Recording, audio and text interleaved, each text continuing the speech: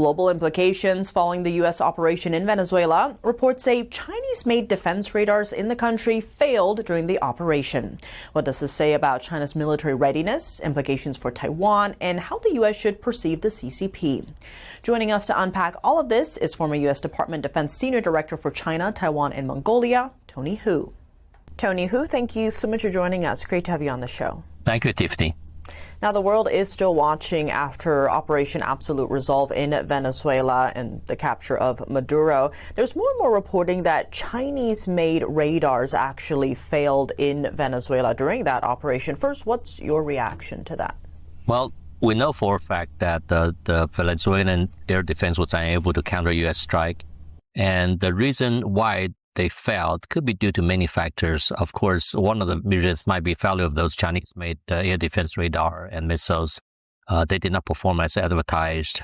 So we also don't know how well those systems were maintained. Did the Chinese just sold them the stuff and not teach them how to repair and maintain the radars? And could also be human factors where the training and proficiency of the operator. Did the Chinese teach them how to properly operate the system? So it could be an entire package problem where they sold the hardware and they didn't really give them the warfighting capability. Without the training and maintenance capability, those hardware is just nice to look at. And there also might be a breakdown between the radar and the missiles. They couldn't complete the kill process where the radar might have seen a target, but they couldn't pass the information to the shooter, the missile. So it could be caused by electronic warfare by the U.S. forces.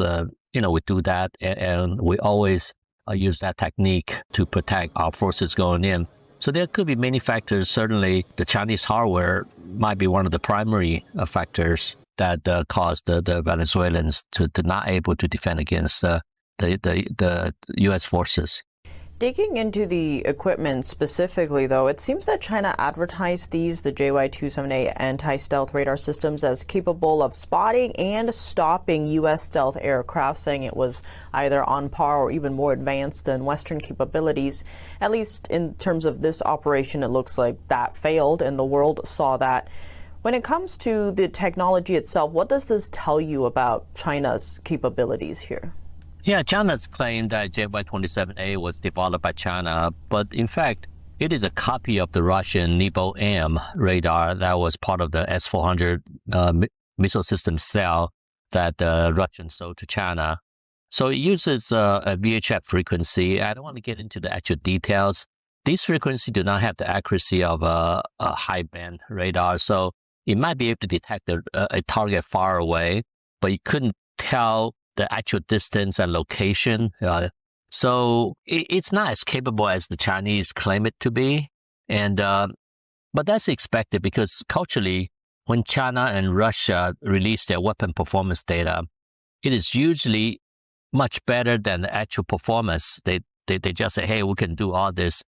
The United States usually does the exactly opposite. When we release performance data of our weapon system, usually it's less than the actual performance. We keep the actual performance more classified, but tell people, oh, we can only do this for 150 miles, but actually the system might reach out to 200. Where the Chinese and the Russian tend to do the reverse. If the system can do 150 miles, they say, oh, we can do 250 miles. So obviously there could be some of that. And many of the users might be thinking, wow, I have this capability, but actually they don't. And as you laid out there, a lot of countries use Chinese-made equipment, especially weapons, and given what we saw in Venezuela, could we see countries reconsidering that? Is there a fear of failure when it comes to Chinese-made weapons? Yes, I think the recent activity is not a good promotion of a Chinese product, and some country will start probably having second thoughts, and they might not go to the U.S., and they probably go more toward European and other third world countries like Brazil and South Africa.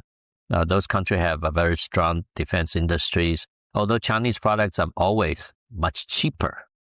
So it's attractive to these third world countries, and some countries, through the Belt and Road Initiative, they will trade their minerals for military weapons, and Chinese accept that. So I think that there's going to be some questions, and this country might ask China to provide further proof of their product's performance rather than just accepting it. So yeah, I don't.